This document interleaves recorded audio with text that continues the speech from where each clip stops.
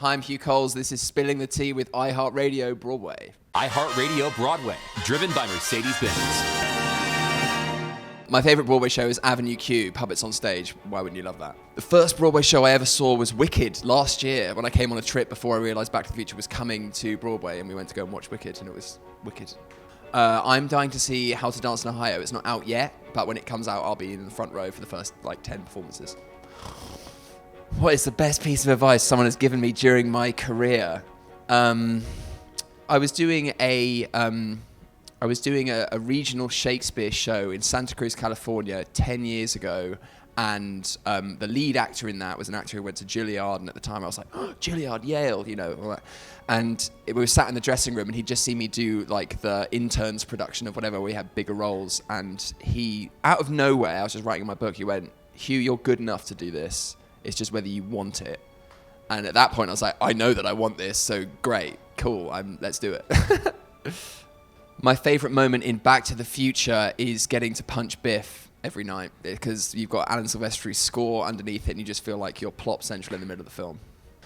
The biggest difference doing Back to the Future on Broadway as opposed to the West End is the audiences are quieter, which I did not expect. I got told that Broadway was raucous and people would be shouting out, but I don't know whether it's because people are so invested in the film or what it is, but people intently listen, and then at the sort of swell moments when you punch Biff and the car does what it does, they go crazy. So they go crazy at the polite right times, whereas British audiences are just sort of all over the place.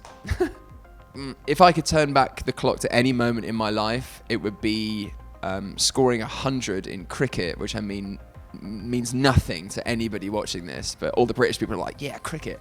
I scored 100 in cricket, and the way you run in cricket, you sort of run back and forth, and I hit the final run I was on 99, and I hit a single, and I ran, and my mum was sat on a bench, and I'd been wanting to score 100 I've been playing cricket for nigh on sort of 15 years, and I finally hit 100, and then I quit and became an actor. Mission accomplished. Scored my 100.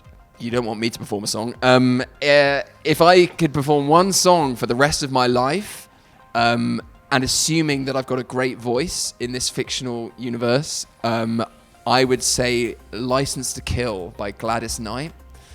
Because in this universe I can't sing that song, but I'd love to be able to just hit that key change and sing that song really well. My favourite Cast album to listen to on repeat is Dear Evan Hansen, and a fun story from that, I was given a driving awareness course for speeding because I was driving down the motorway in the UK at sort of 6 o'clock in the morning and scream singing, waving through a window, not realising that I'd gone into construction zone and it had gone down to 50, and so I was just blasting through that, and you can see on the picture of the car I'm sort of wide-mouthed singing, and I was like, yeah, you got me, yeah, that's Dear Evan Hansen. I was scream singing that, yeah. My favourite musical artist to listen to on repeat would probably be Frank Ocean, I think. Oh, I stole your one. Yeah, Frank Ocean. Nights from Blonde is Chef's Kiss. iHeartRadio Broadway, driven by Mercedes-Benz.